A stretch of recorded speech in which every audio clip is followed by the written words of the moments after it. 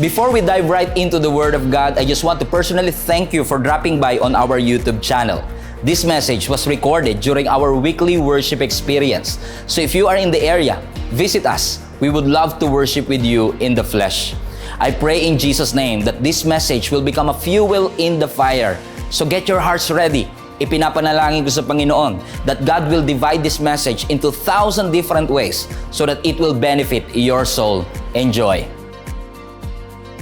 Let's continue mga kapatid. Part 2 po tayo ng ating pinag-usapan last Sunday. At kung kayo po ay narito last time, maraming salamat po kasi part 2 na tayo ngayon. Pero kung wala po kayo last Sunday, I strongly suggest na panoorin po ninyo yung part 1 nito. Not now, after this, para mas maunawaan po ninyo yung context ng pinaguhugutan po natin that verse that we are reading. Are you ready to receive the word?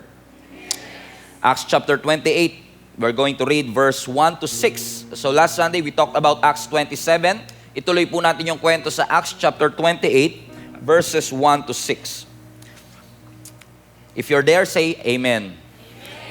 Once we were safe on shore, we learned that we were on the island of Malta. Shout out sa lahat ng taga Malta. The people on the island were very kind to us. It was cold and rainy, so they built a fire on the shore to welcome us. As Paul gathered an armful of sticks and was laying them on the fire, a poisonous snake, everybody say ahas. Iwas kayo sa ahas. A poisonous snake, driven out by the heat, bit him on the hand. So the people on the island saw it. Nakita nilang kinagat ng ahas si Apostle Paul, hanging from his hand, and they said to each other, a murderer, no doubt. Though he escaped the sea, though nakaligtas siya sa shipwreck, nakaligtas siya sa bagyo, justice will not permit him to live. But Paul, verse 5, shook off the snake into the fire. Everybody say, shake it off. Shake it off. And Paul shook off the snake into the fire, and he was unharmed. So the people, verse 6, waited for him to swell up and suddenly drop dead. But when they had waited a long time and saw that he was not harmed, they changed their minds and decided he was a god. I want to talk to you about on this subject, shake the snake. Sabi mo nga sa katabi mo, shake the snake. Shake it off, shake it off, shake it off, shake it off. Lahat ng antok natin, shake it off. 276 prisoners ang kasama ni Apostle Paul doon sa barko na yon. Naglalayag si Apostle Paul mula sa Syria, papunta siya sa Rome upang i-appeal yung kanyang kaso kay Caesar. Alam natin ang storya. Last Sunday, pinag-usapan natin na ang main purpose ni Apostle Paul ay pumunta sa Rome, humarap kay Caesar at i-appeal yung kanyang kaso sapagkat pinagbintangan si Apostle Paul na nag-i-incite siya ng riot at siya ay nag-i-incite ng disrespect sa nation of sa Jerusalem. At pagpunta doon sa Rome, sumakay sila ng barko, Alexandrian ship, ang sabi nga natin. At nung sumakay sila ng barko, unfortunately, sila ay naka-encounter ng matinding bagyo. And to make matters worse, hindi lang po bagyo ang kanilang naranasan kasi nakita rin po natin last Sunday na talagang lumubog yung barko. And in our lives, dumaranas po tayo ng both storms and shipwrecks sa ating buhay. Magkaiba po ang storm at ang shipwreck. Kapag kayo ay may problema sa relationship, storm yon. Pero pag kayo ay naghiwalay, shipwreck yon. So may mga storms tayo na laging pinag-aaralan, laging ina-assure tayo ng Panginoon that whatever storms that you are going through, kasama mo ang Panginoon and He will bring you to the other side of it. That on the other side of the storm may miracle, on the other side of the storm mayroong breakthrough. And thanks be to God for that. Salamat sa Panginoon doon. Pero pinatunayan din sa atin mga kapatid at iniremind din tayo ng Panginoon last Sunday na hindi lang po storms ang ating dapat ipanalangin, kundi sa pagdaan natin sa mga shipwreck ng ating buhay, kailangan maging handa din po tayo. Na may mga bagay sa buhay natin na mawawala. Pwede tayo mawalan ng mahal sa buhay, mawalan ng negosyo, mawalan ng trabaho, sumuko tayo at mawalan tayo ng pag-asa sa buhay. Pero ang sinasabi ng scripture sa atin, the ship will not make it, but you will make it. Some relationships will not make it, but you will make it. Some friendships will not make it, but you will make it. Amen. Some partnerships in your life will not make it, but by the grace of God, you will make it. Amen. At ang sabi ng scripture mga kapatid, si Apostle Paul, he was caught in the middle of the storm kasi hindi nakinig sa kanya yung kapitan ng barko, and unfortunately, sila ay naka-encounter ng shipwreck. Yung kanilang barkong sinasakyan, hindi nakarating sa destination nila sa Rome. And sometimes, God will allow shipwrecks in your life. Sometimes, God will allow sickness. Iaalaw ng Lord ang pagkawala ng trabaho. Iaalaw ng Lord ang pagsasara ng negosyo para i-remind tayo na ang pananampalataya natin dapat wala sa ship, kundi nasa Diyos. Kasi ang ship, resource lang, transportation lang po yan para dalhin tayo sa ating destination. Pero kung wala ang kamay at gabay ng ating Panginoon, kung makakalimutan natin ang Diyos at hindi natin siya i-consider na necessary sa ating buhay, baka mismo tayo ay hindi makarating doon sa destination at sa pangako ng Panginoon sa ating mga buhay. Dadaan po ang mga pagsubok. Even bad things will happen to good people. But your response to the struggles that you're facing will determine the result of your destiny. Kung paano tayo magre-respond, either we will become bitter or better. Either we will worship or worry. Kung ano man po ang magiging response natin sa mga storms or shipwrecks ng ating buhay, yun ang magdidetermine kung ano ang magre-result dito. And I am a living testimony. Ako po ay buhay na patotoo mga kapatid na kapag ang Diyos ang iyong pinampalatayanan, kayang gawin ng Panginoon sa iyo ang hindi mo kayang gawin para sa sarili mo. Amen. Hindi mo man kayang iligtas ang sarili mo, hindi mo man kayang mag-provide para sa sarili mo, hindi man kayang mag-provide ng mga ships sa buhay mo, pero merong Diyos na laging nandyan para gawin yung mga bagay na hindi natin kayang gawin para sa ating buhay. At kung tayo ay daranas ng storms and shipwreck, madalas tayo nagtatanong sa Lord, Lord, ano ang dahilan, ba't mo kami hinayaan na dumaan dito? Pero ang panalangin ko sa ating Panginoon ngayong araw na ito is mabigyan tayo ng revelation ng Panginoon kung ba't inalaw ng Diyos na pagdaanan natin ang ating mga pinagdadaanan. So to cut the long story short, we have 44 verses in Acts 27. Pero sa last part ng Acts 27, ang sabi ng scripture, nung sila ay naka-encounter ng shipwreck, na-encounter na parang bumababaw na yung tubig at napunta sila sa isang isla na ang pangalan ay Malta. So nung malapit na sila sa isla, inabandon na nila yung kanilang bangka, okay? Inabandon na nila yung kanilang barko, at ang sabi ng Acts 28 verse 1, they found themselves in the island which is called, everybody say, Malta. Now listen, Malta ba talaga ang destination nila? No, ang destination nila sa Rome. So hindi ito yung kanilang final destination, lalong hindi ito yung kanilang dream vacation. Pero imbis na sa Rome sila napunta, sila ay napadpad saan? Sa Malta. Hindi part ng itinerary nila, pero inalaw ng Diyos na mapunta sila sa Malta. Ito yung tinatawag nating detour. Okay? Hindi mo gustong puntahan, pero inalaw ng Diyos na mapuntahan mo. Nakaranas ba kayo ng mga ganun? May mga sitwasyon ba sa buhay ninyo na hindi nyo pinangarap pero nandun kayo ngayon? Hindi mo pinangarap pero yun yung pinagdalhan ng Panginoon sa'yo? Na para bang sabi mo, Lord, sabi mo ito mangyayari sa akin, pero parang hindi ko makita yung resulta nung pinapanalangin ko. Ang tawag ko dyan, detour.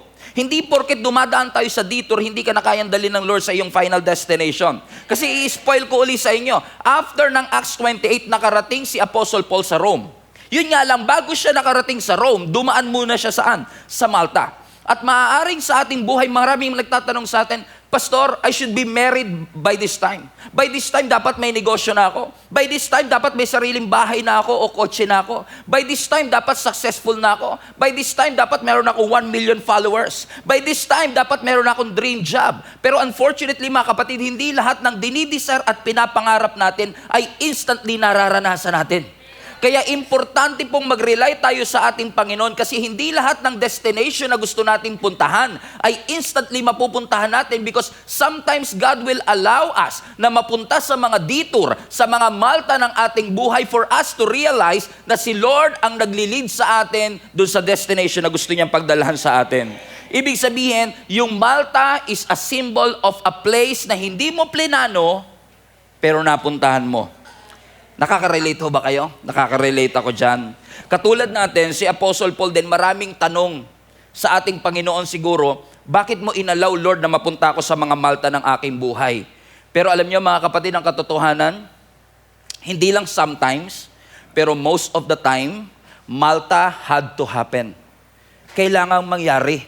Kailangang daanan. Sabi ko nga sa inyo, madalas pag may mga storm sa buhay natin, akala natin yung bagyo ang hadlang sa atin para sa pangako ng Panginoon. Pero minsan, yung mga storm sa buhay natin, hindi hadlang, kundi tanging daan.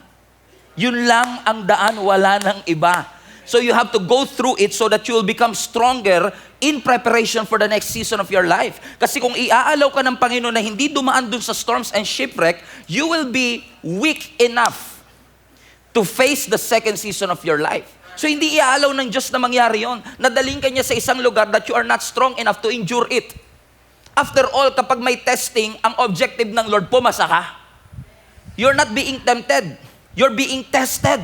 Tinetest ka ng Panginoon upang ang iyong pananampalataya ay lalong kumapit sa ating Panginoong Diyos. So Malta had to happen.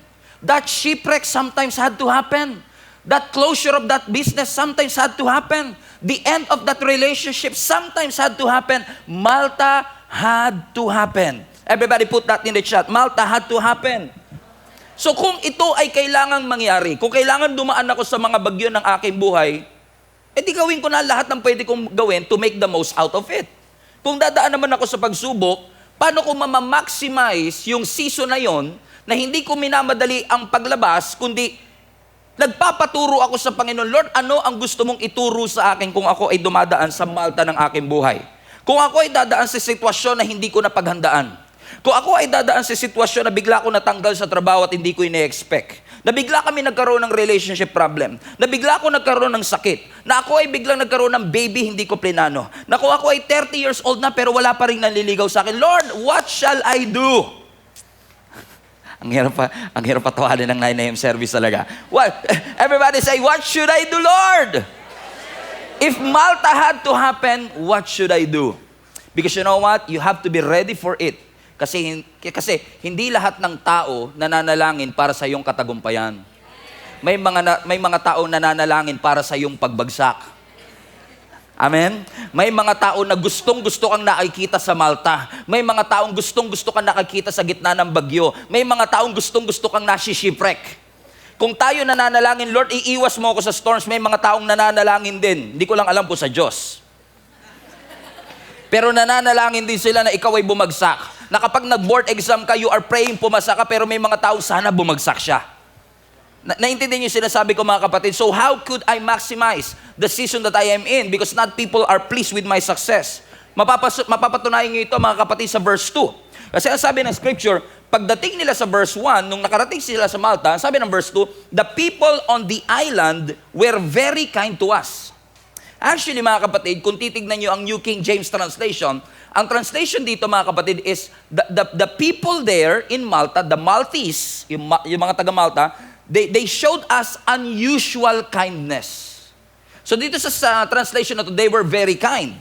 But actually, ang correct and accurate translation, they have unusual kindness. I suppose to entitle this message, Unusual Friends in Malta. Kasi pagdating nila ng Malta, yung mga tao doon were strangely very friendly. Masyadong palakaibigan. Amen? Kaya hindi lahat ng palakaibigan, kaibigan. Hindi lahat ng nag-like nung nag-post ka ng success mo sa Facebook, like talaga nila yon. Yung ba sabi mo, aba ni-like niya, unusual ito. Hindi ito natural sa kanya. Pero sino sa inyo makaka-relate sa akin na meron tayong mga unusual friends?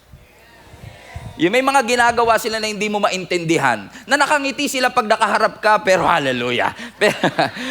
Pero sinisiraan ka nila kapag nakati. Ganun yun. Ito yung description, mga kapatid. They showed unusual kindness to the point na sabi ng scripture, they were very kind to us. It was cold and rainy, so they built a fire on the shore to welcome us. So nung nakita kasi ginawa nila, inabandon na nila yung ship, lumangoy na lang sila papunta sa Pampang, at habang lumalangoy sila, yung mga tao dun sa Malta, winelcome sila. Now, kaya tinawag na unusual, alam niyo kung bakit?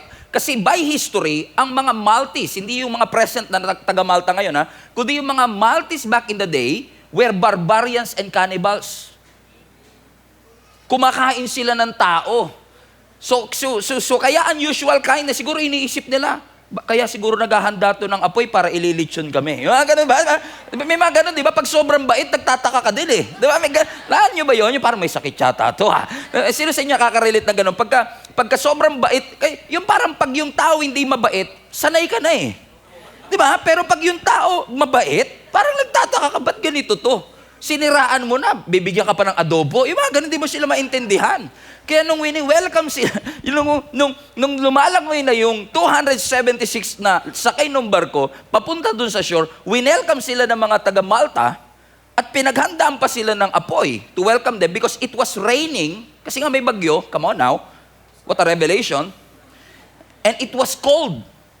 Ibig sabihin, malamig nung lugar na yon, and on a normal day, yung mga taong ito, kumakain ng tao. Pero at that point, pinaghandaan sila at winelcome sila. I-spoil ko na kagad, pero hindi lahat nag-welcome sa iyo will cheer for you. Kasi magkakaroon ng twist and turns pagkatapos nito. Pero gusto ko lang din naman sabihin, hindi naman nila kakainin si Apostle Paul. Okay? Just so you know. So sabi ng verse 3, so as Paul gathered an armful of sticks and was laying them on the fire, so ang sabi ng scripture, dahil yung mga taga Malta naghahanda ng panggatong para sa apoy na ginawa nila, nung dumating na si Apostle Paul, kasama yung 276 prisoners, siguro lang, sabi ni Apostle Paul, alam kong pagod ako, alam kong galing ako sa storm, pero tulungan ko naman na sila. So ginawa ni Apostle Paul, naghanap din siya sa forest ng mga panggatong.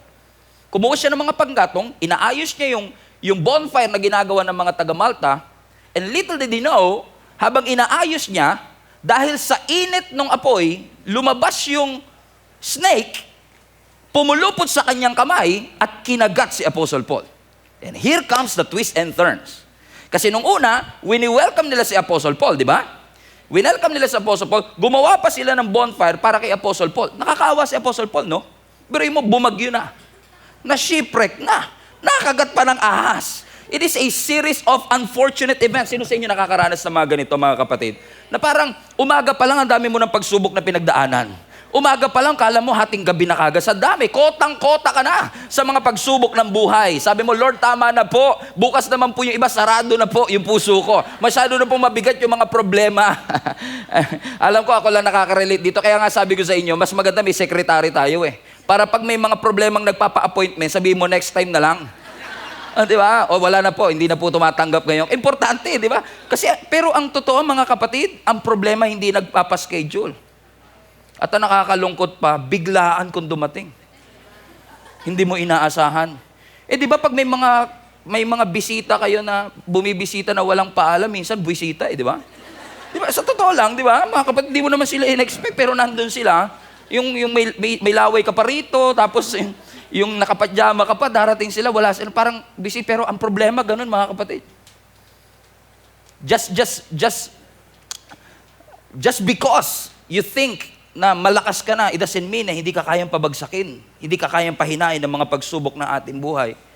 Pero tingnan nyo, ang sabi ng scripture mga kapatid, ang sabi ng verse 4, the people of the island saw it. So nung pinuluputan si Apostle Paul ng ahas, nakita ito ng mga islanders. Nakita ito ng taga Malta na nakapulupot sa kanyang kamay. And watch this. And they said to each other, a murderer. Highlight that part. A murderer. Now, it's interesting. So, nung pinuluputan ng kamay ng ahas si Apostle Paul, ang sabi ng mga taga Malta, mamamatay tao. Now, listen. Kung mamamatay tao si Apostle Paul, ba't nila winelcome? So, nung hindi pa kinakagat ng ahas, akala nila mabait. Pinagawan pa nga nila ng bonfire eh. Winelcome pa nga nila. Pero nung kinagat na si Apostle Paul ng ahas, ang sabi ng mga islanders, a murderer, no doubt. Nakatakas siya sa storms and shipwreck, pero hinabol siya ng hustisya. That's interesting, isn't it? Alam niyo kung bakit? Point number 1, some people will judge who you are based on what you're going through. Okay? Nung lumalangoy pa lang si Apostle Paul, welcome na welcome nila. Pero nung nakagat na ng ahas, murderer yan. Now, saan nila nakuha yun? Yung jump into conclusion ba na kinagat lang ng ahas, murderer na? I mean, kung ikaw kinagat ng ahas, siguro una masasabihin, kasi kung saan ka naglalakad eh. Kasi kung sa, di ba parang ganun pero, ay, murder yan. Ang bilis sila mag-conclude. Na dahil nakagat ng ahas si Apostle Paul, inassociate kagad nila na yung pagkakagat ng kanyang ahas ay resulta ng kanyang pagiging murderer. Or for that matter, pagiging makasalanan. Not necessarily murderer. Alam niyo kung bakit? Because some people believe, and these people believed, at least sa atin, some na lang. Sa kanila, lahat ng tao naniniwala that if bad things happen to you, you might be a bad person. Na kaya may masasamang nangyayari sa buhay mo kasi masamang tao ka din. So ibig sabihin, tinignan lang nila yung sitwasyon ni Apostle Paul, tapos inassume na kagad nila, murderer to. Paano nila na-conclude na dahil kinagat ka lang ng ahas, murderer ka na? Paano nila na-conclude na porkit natanggal ka sa trabaho, tamad ka na kagad? Paano nila hallelujah, paano nila na-conclude na porkit ikaw ay single mom, you are the woman that they think you are? Paano nila na-conclude yung gano'n? Because some people will judge who you are based on your present circumstance. Na kapag ikaw ay dumadaan sa difficulty, may kasalanan ka siguro sa Panginoon. Pag ikaw ay dumadaan sa mga challenges ng buhay, na offend mo na naman siguro ang Panginoon. Kaya nakagat ng ahas yan, murderer kasi yan. Kaya nagsara ang negosyo niyan kasi may kasalanan ginagawa yan. Because some people will judge you based on your present circumstances. Hindi naman nila kilala si Apostle Paul Hindi naman sila, may mga kilala ba kayong ganun? Hindi mo naman friends sa Facebook pero ang daming unsolicited opinion? Hindi mo naman tinatanong, sasabihin ka, tumaba ka. Hindi naman tayo nagkikita lagi Paano mo nalaman? Sabi mo sa katabi mo, para ikaw topic ngayon. Because some people will make a conclusion based on your condition. Dahil sa iyong circumstances na pinagdadaanan, naalala niyo yung lalaking bulag sa Bible, na nung na-encounter ng ating Panginoong Yesus, nung tinanong ng mga disciple, Lord, sino may kasalanan, bakit siya bulag? Tingnan niyo, dahil bulag, in-associate nila may kasalanan agad. Sabi nila, sino ba may kasalanan, siya o yung nanay niya? Because back in the early days, actually hanggang ngayon, akala natin, kapag may masamang nangyayari sa atin, karma yan. Diba? Laging ganun. So people are judging you based on your present circumstance because for some people, yung kalamidad na nangyari sa buhay mo, proof of evil. Yung tragedy na nangyari, proof of wickedness. But what I am going through doesn't always reflect who I am. Let me repeat. But what I am going through doesn't always reflect who I am. I made a mistake, but I'm not a mistake. My resume is not who I am. Kaya mga kapatid, mag-ingat tayo, global family, mag-ingat tayong mahusgahan natin ang tao based on their condition.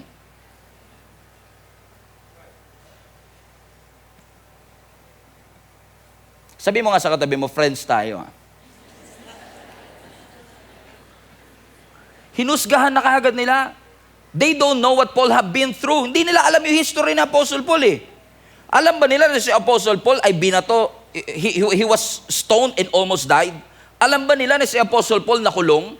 Alam ba nila si Apostle Paul ay dumaan sa bagyo at sa shipwreck? They don't know. Pero kahit di nila alam ang pinagdaanan, nagkaroon kagad sila ng conclusion. Nakakalungkot nga mga kapatid, pero ganun ang circumstance at nangyayari sa ating kapanahonan ngayon. Hindi ka nila kilala, pero mas marami silang nasasabi sa iyo kaysa sa mga taong nakakakilala talaga sa iyo.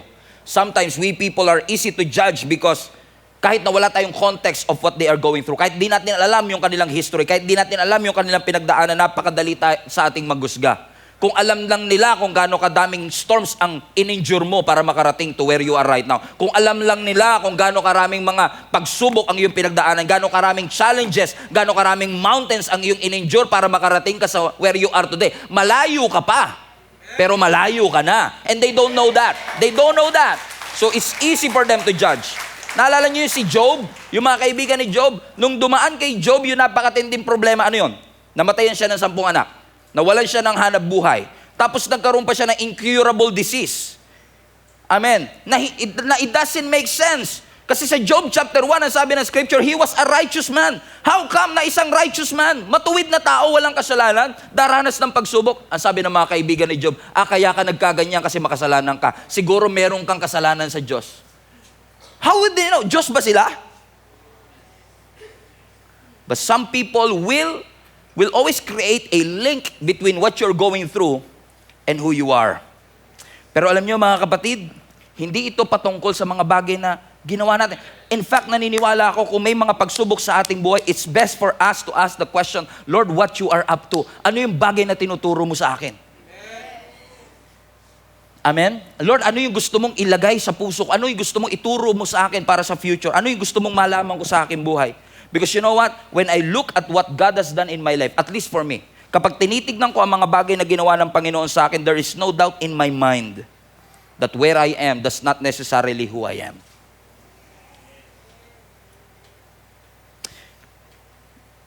Pero nakakalungkot din, pero yung point number 2 is some people will watch you struggle. Kasi nung kinagat si Apostle Paul ng ahas, nakatingin lang sila. Tapos sinabi nila, mamamatay tao. Imbis sa tulungan nila. They just watched them struggle. Kasi sabi ng scripture, diba? They showed unusual kindness, nag-build sila ng fire, nag-start sila ng barbecue. Pero nung kailangan na sila ni Apostle Paul, nasan sila? They just watch and judge. Nandun lang sila para manood. Nandun sila para humusga. Kayo po ba'y napunta na sa isang sitwasyon, mga kapatid, na na-shock ka sa mga taong tumulong sa'yo? At na-shock ka rin kung sino yung mga taong hindi tumulong sa'yo? Let me repeat. Di nakuha na iba, nakatulog sila kanina. Nakapunta na ba kayo sa sitwasyon na na-shock ka rin kung sino-sino yung mga tumulong sa'yo at sino-sino yung mga hindi tumulong sa'yo? Kasi minsan kung sino yung inaasahan mong tutulong sa'yo, isi-sin zone ka pag may problema ka.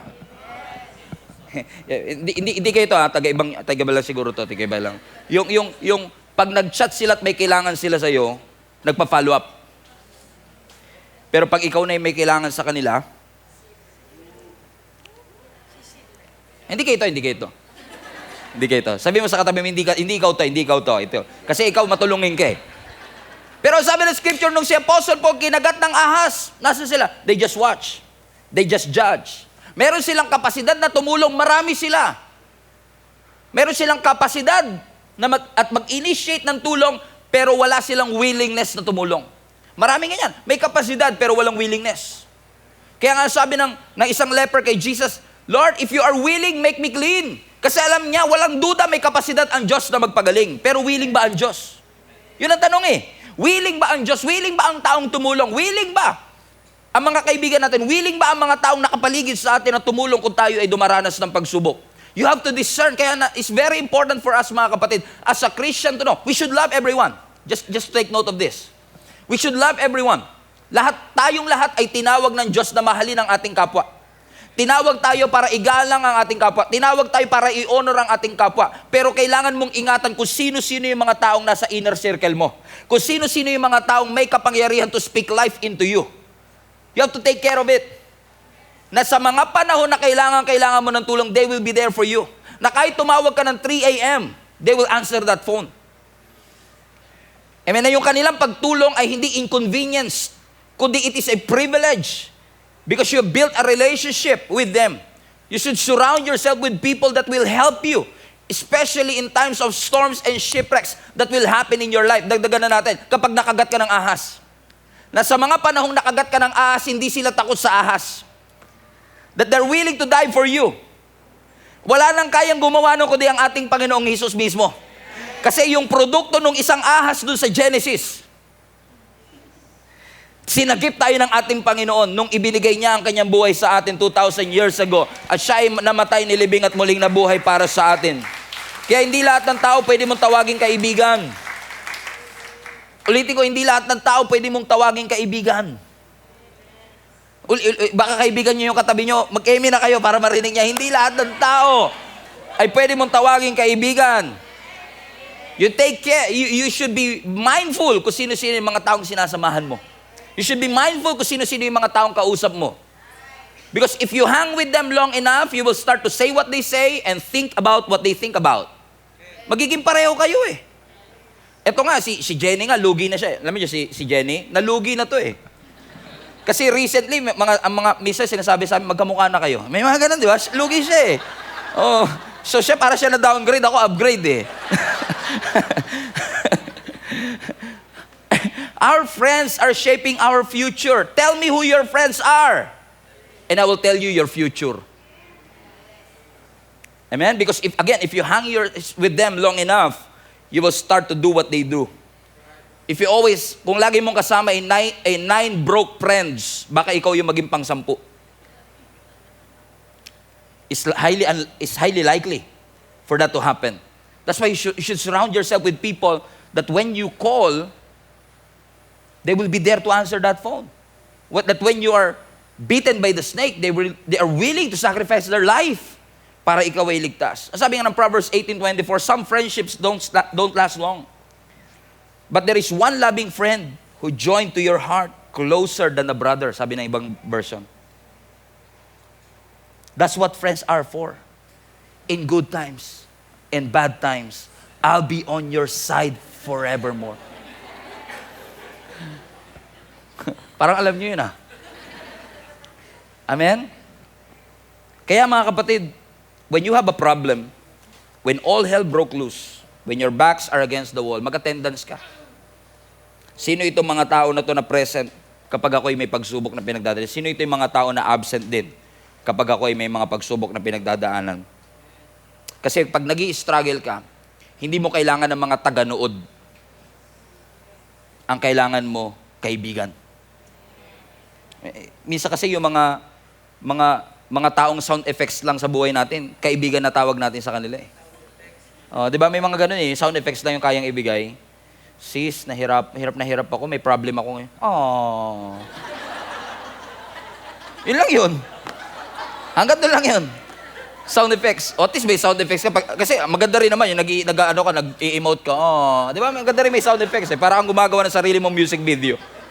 Pero if you struggle, you need a shoulder to lean on. If you need a hug, di ba? Kung kailangan mo ng yakap, may yayakap sa'yo. Amen? So you need people in your life. You need friends in your life. Alam nyo dito sa simbahan, kaya nga importante that you have a church family. Especially sa mga OFW, let me just tell you this. Isa sa napatunayan ko kapag pumupunta kami sa ibang bansa at nakakamit ako ng napakaraming OFW, mahirap mag-survive sa ibang bansa kung wala kang church family. Kasi una sa lahat, unang-una pa lang, bored ka na kagad Kasi puro trabaho ka lang, weekends wala kang gagawin. Kaya iba, nagbibisyo na lang, o kaya pupunta sa ibang lugar, magwawaldas ng kanilang salapi, yung mga ganyan. Kasi wala kang gagawin Pero if you have a church family, pagdating mo pa lang doon, may sasalubong na sa iyo. May magpapahiram ng kama nila, may magpapahiram ng damit nila, may tumutulong, nagiging madali. Kahit na mabigat ang 60 kilograms na bigas, mas madali pa rin yan kung 10 kayo nagbubuhat. You need a shoulder to cry on. You need somebody. Kaya you need a church family, mga kapatid. At ang Gia Kamanaba Global Family, hindi tayo perfecto. We are not even trying to be perfect. But we are trying to create a family that loves everybody, that accepts everybody, and is helping everybody to flourish in the gifts and the talents that God has entrusted to each and every one of us. Amen? When you need a friend that you can depend, you can count on me. Kanta na naman yan, pastor At ang pinaka-tapat na kaibigan sa lahat, si Lord. Sa totoo lang.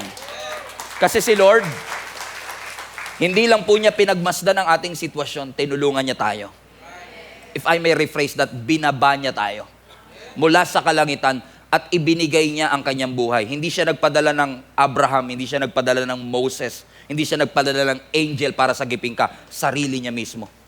Sabi nga na scripture, God Himself came down. Tanggalin mo yung Himself, God came down, okay pa rin. Pero nilagay yung Himself para ma-intensify yung thought na yung Diyos mismo na lumikha ng langit at lupa, yung Diyos mismo na lumikha ng known and unknown universe, bumaba mismo, hinubad yung kanyang pagka-Diyos. Siya ay naipako sa krus para sa kabayaran ng ating mga kasalanan. Wala na sigurong kaibigan pa ang kayang pumantay sa ginawa ng Panginoon sa iyo. So kung talikuran ka man ng lahat ng kaibigan mo, you can always find Jesus listening to you. And in fact, helping you in times of struggles and difficulty. And number 3, and I will close with this, some people will expect you to fail. Some people expect you to fail. Kasi tingnan nyo, sabi ng verse 6, nung nakagat na si Apostle Paul ng ahas, watch this, listen, nung nakagat na si Apostle Paul ng ahas, verse 6, the people waited for him to swell up and suddenly drop dead. Highlight mo nga yung waited, anak. So the people waited for him. Nung nakagat siya ng ahas, inantay nila. Mamamatay ba? Magda-drop dead ba? Kasi sabi nga ng ibang translation ng Bible, yung ahas na kumagat sa kanya, viper, poisonous snake talaga eh. So ina-expect na nila, nung nakagat ng ahas to, imbis na dali sa ospital, o imbis na tulungan, bigyan ng first aid kit, bigyan ng first aid solution, let's wait. Okay pa, hold on, let's wait. They're waiting for them to drop dead. But when they had waited a long time and saw that he wasn't harmed, they changed their minds and decided he was a god. Hindi talaga natin maintindihan yung mga kaibigan natin, ano? Because when Apostle Paul got bitten by the snake, in-expect nila si Apostle Paul mamamaga, si Apostle Paul mamamatay, pero ano sabi ng scripture? Apostle Paul end up unharmed. Pero mo to, kung ako si Apostle Paul siguro, dumaan ako ng imprisonment, dumaan ako ng bagyo, dumaan ako ng shipwreck, ahas lang papatay sa akin? Ngayon pa ba ako magpapatalo sa kaaway? After everything that I went through? I will not give you the privilege to watch me fail. I will not give you the privilege to watch me suffer and watch me surrender. I'm gonna stay on course. I'm gonna stay in my faith. Hindi ko ibibigay yung luxury na makita ako ng aking mga critics na nag-give up sa aking faith pag dumarating ang mga pagsubok. In fact, I want you to see me staying on my faith, holding on to my belief. Kasi tingnan nyo, for example, sa Joshua chapter 6, yung Jericho Wall. Naalala nyo yung Jericho Wall? Di ba sabi ng scripture, yung Jericho Wall, kailangan nilang ikutan araw-araw, once a day. Pagdating ng 7th day, 7 times. 7 plus 6, 13. Ibig sabihin, 13 times nilang inikutan yun sa loob ng isang linggo. Come on now. Now, ang question. Sa unang ikot ba, kaya bang pabagsakin ng Lord ang Jericho Wall? Yes. Pero what's the point na iaalaw ng Diyos na gusto? Bakit iaalaw ng Diyos na lagi mo nakikita ang kaway mo? Di ba? Bakit mo, Lord, bakit mo hahayaan na everyday tinitignan ako ng mga kaaway ko, minamak nila ako, inaalipusta nila ako? Kasi, yes, alam natin ang mga Israelites umiikot, pero ang instruction sa kanila, shut up. Bawal sila magsalita, habang umiikot sila, wala sila magawa. Ano naman yung sinasabi ng mga nasa Jericho? Imagine mo, may umiikot sa inyo. Tahimik lang sila. Para si Mark. Si Mark, asan?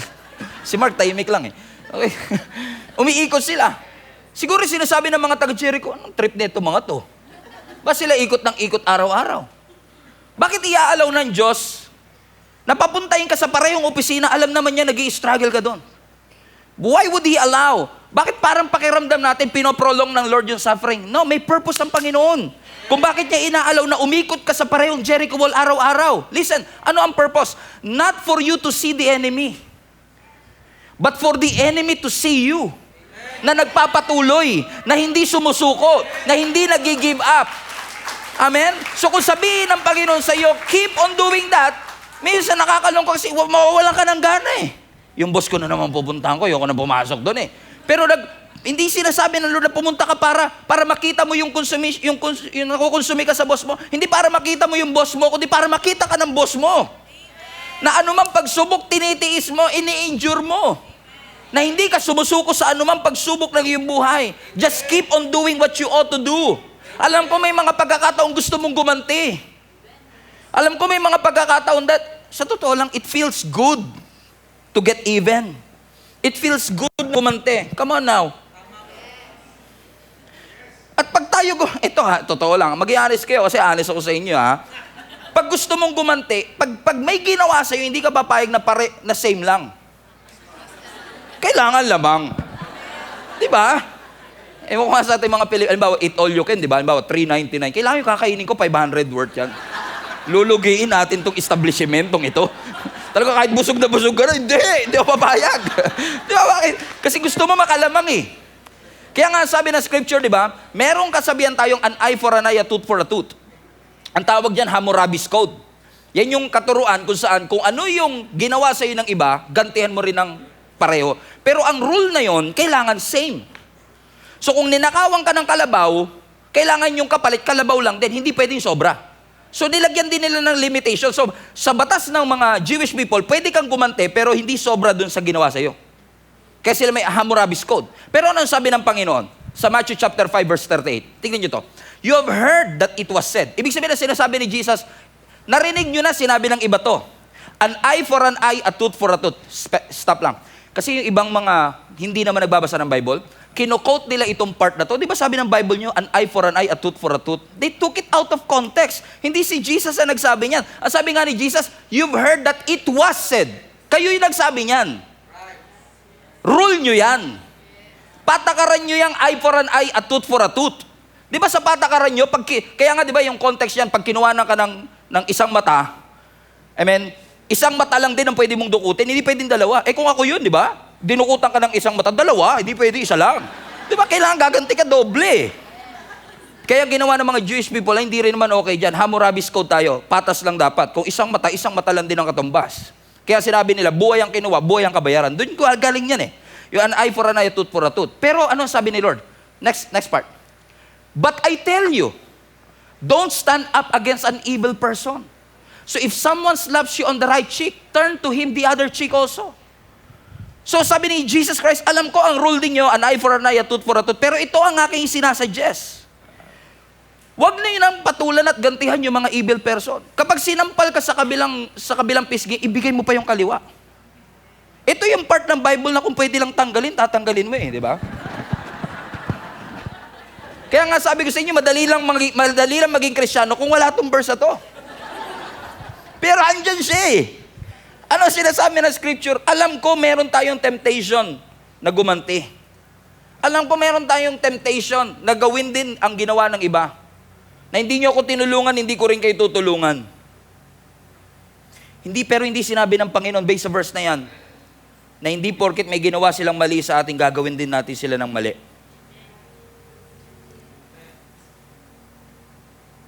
Sabi nga ng Panginoon, vengeance is mine. Ibigay mo ang paghihiganti sa ating Panginoon. Alam nyo, when I was reading that last night, vengeance is mine, I keep on thinking what it meant. Vengeance is mine, says the Lord. Because ang sarap amenan, no? Vengeance is mine. Di ba? Ang sarap, amen. What does it mean? Na si Lord maghihiganti para sa akin. Okay, maghihiganti si Lord sa akin. And I keep on asking God the question, Lord, what does it even really mean for us? Para ginawa kami ng masama, hindi kami gaganti. Ginawa kami ng mali, hindi kami gaganti. Tapos sabihin mo, hayaan mo na ako gumanti, vengeance is mine. What does it mean?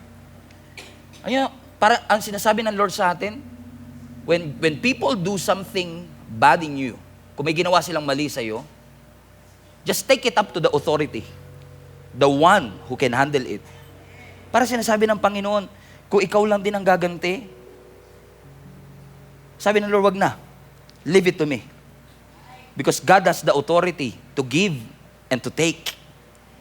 God has the power to give and to take. So believe that God can handle it. Believe that when you go through detours and maltas, when you go through storms and shipwrecks, may mga taong i-expect na bumagsak ka. May mga taong hindi maniniwala that you got what it takes. But God's plan and God's purpose for you is for you to make it to the other side. He wants you to go to Rome. Kaya kahit anong gawin ni Satan at kahit anong gawin ng mga taong nakapaligid sa iyo, yun nga nakakalungkot sa ating mga Christians, Minsan, may mga pagsubok na, but even those people whom you trusted, whom you placed your faith into, is sometimes the very person, the very people na magkakalat ng chismis against you, na magkakalat ng maling story about you, that will take what you said out of context. I was saying last night sa Church Growth Leadership Conference, I was speaking, ginawa po dito sa church natin.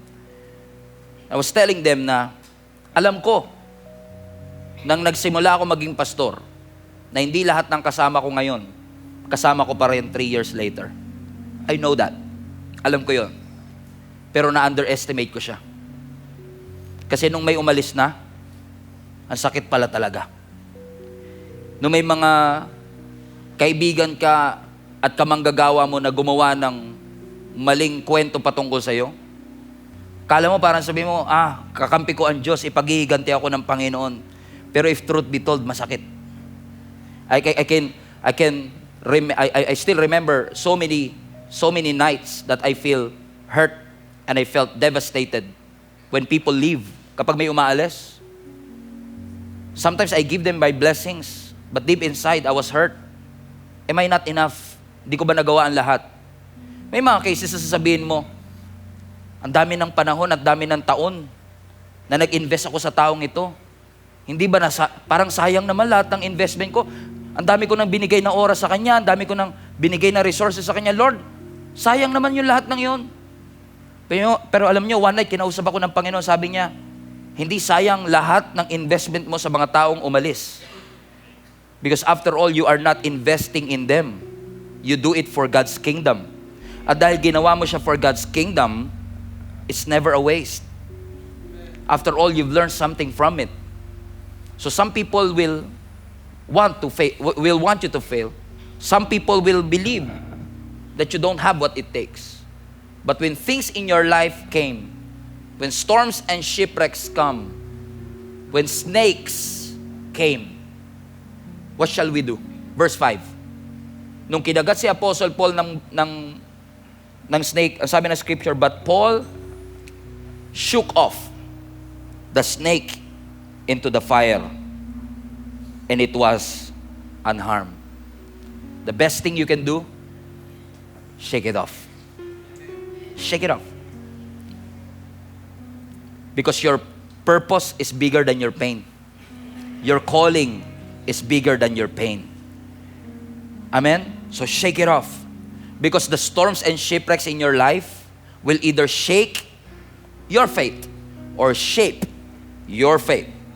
As I've said, your response to the snake bite, your response to the storms, your response to the shipwrecks of your life will determine your result, your destiny, your journey. Kaya mga kapatid, I want to encourage you, let's do what Apostle Paul did. When we are being shaken, when we've been through storms and shipwrecks, kung tayo man ay kagati ng ahas, let's just shake it off. I mean, look at what God has done for you in the past. Look at all the mountains that God has moved for you. Look at all the sickness that God has healed. Look at the size of that giant. Look at the size of the Jericho wall. Pero sa kabila ng lahat ng yun, tinulungan ka ng Diyos. Snake bite ba ang makakapagpasuko sa atin? No. I have endured and go through so many storms already in my life. And by this time, I've learned a lot. I've gained a lot of wisdom. And I'm strong enough to say, Lord, whatever things na dinadaanan ko sa aking buhay, hindi ito ang makakapagpabagsak sa akin. Hindi ito ang makakapagpasuko sa akin. I will shake the snake and believe, oh God, that the same God that brought me through the storm, through the shipwreck, through the imprisonment, through that suffering, is the same God that will brought me through the poison of the snake. Walang makakahadlang para madala tayo sa purpose natin sa ating Panginoon. After all, sabi ng scripture, nung winasiwas ni Apostle Paul yung snake, nakagat siya, pero hindi siya napano. Nakagat siya, pero hindi siya namatay. You don't get it. Nakagat siya ng makamandag na ahas, pero hindi tumalab yung kamandag sa kanya. Hallelujah. Mga kapatid, para bang dumaan ka sa apoy pero hindi ka amoy usok. Dumaan ka sa bagyo, pero kahit anong mangyari, yung pananampalataya mo hindi naging casualty ng mga bagyong pinagdaanan mo. Nagpatuloy ka, hindi ka sumuko, hindi ka bumitaw sa ating Panginoon. Gusto lang, Lord, ipaunawa at ipaalala sa iyo, mga kapatid, na merong Diyos na mas malaki sa anumang pagsubok na ating pinagdadaanan. Gaano man kalaki ang mga pagsubok, gaano man kamakamandag ang mga snake na kumakagat sa atin, nagpapahirap sa atin at nagpapasuko sa atin. Focus on the Lord. After all, you did what you can, but to no avail. Come to the Lord and believe that there is a miracle and breakthrough is possible to the miracle working God. He is our way maker, miracle worker, a promise keeper. Ang Diyos kapag nangako, tinutupad ang ating Panginoon. Amen? You cannot do that on your own. You cannot make it through on your own. But with God, with His power and with His grace, all things are possible. Everybody shake that snake. Everybody say, shake that snake. Put that in the chat. Shake the snake. Shake the snake. Amen. Iwas-iwas natin lahat ng ahas. Amen. And I believe with all my heart you will make it through. Ano yung sabi ng scripture? After everything that Apostle Paul went through, he made it to Rome and stayed in Rome for at least 2 years, continuing his purpose. Yung the same issue niya sa Jerusalem na nagsishare siya ng gospel, pinagbabawalan siya, hindi niya magawa. Pagkatapos niyang daanan ang lahat ng storm, shipwrecks, snake bites, pagdating niya sa Rome, hindi nagbago yung kanyang ginagawa. He's still preaching the resurrection power of Jesus Christ. But this time, wala nang pumipigil sa kanya. Kailangan mo lang pagdaanan, kapatid, at mag-focus ka lang sa mission mo. Darating yung panahon na marami mang resistance ngayon, darating yung panahon na magkakaroon ng freedom, magkakaroon ng breakthrough, magkakaroon ng miracle. You just have to trust that process. You just have to endure the storm, endure the shipwreck, and shake that snake. Believe that nothing is impossible with the Lord. Every head bow, every eye closed. Kung kilala nyo yung katabi nyo, akbayan nyo siya, hold hands together if you may. Let us pray together as a family. God, we just want to say thank you for all the ways that you have made. Thank you for everything that you have done in our lives today. Salamat for reminding us, O God, that yes, storms will come, shipwrecks will happen, snake bites will come. But with God, with you on our side, naniniwala ako, Panginoon, that there is nothing possible. Nobody was there for us when we need them the most. But I thank you, Lord, for you made a way where there seems to be no way. You brought us through the storm. You brought us through the fire. You delivered us from the challenges, O God, of our lives. So I pray in Jesus' name, just like Apostle Paul, allow each and every one of us, O God, to make it through. And make it through, O God, unharmed, saved, delivered, gracefully, testifying all the great things that you have done. Sa lahat ng imprisonment, sa lahat ng storms, shipwrecks, snake bites, challenges, difficulty, loss of a loved one, pagsasara ng negosyo, pagkawala ng trabaho, challenges sa aming finances, challenges sa aming health, relational struggle. Lord, ang dalangin ko, patuloy na abutin niyo po kami right where we are and allow each and every one of us to be reminded, iniwan man kami ng lahat, hindi mo kami iiwan. Kinalimutan man kami ng lahat, hindi mo kami kakalimutan. Sinaktan man kami ng lahat, nandyan ka lagi, Panginoon, para maghatid ng pagmamahal. Yakapin kami, Panginoon, at i-comfort kami sa gitna ng mga sorrows and sadness that we felt. Walang imposible sa iyo. And we believe all things by the grace of God. All things are possible. So today, God, I want to entrust every heart, every lives of every person, oh God, listening under the sound of my voice, going through the storms and shipwrecks of their lives, going through a difficult moment, going through hardships. Their backs are against the walls, oh God. They don't know what to do. But teach us, oh God, to focus on you. Teach us, oh God, to rely on you. Teach us to trust in you with all our hearts.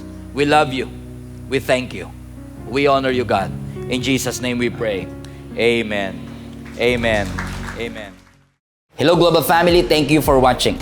If this message have impacted your life, please consider subscribing. Let us know in the comments what God spoke to you today. Where are you streaming from? Or how can we pray for you? We pray in Jesus' name that we will continue to advance God's kingdom through the spreading of His Word through this online platform that we have. If you want to support the ministry of Jesus is Alive community, I want to encourage you to support financially and give. Go to our website, gsmnb.com/give, for you to know all the ways that you can support this ministry. I hope to see you soon. God bless you.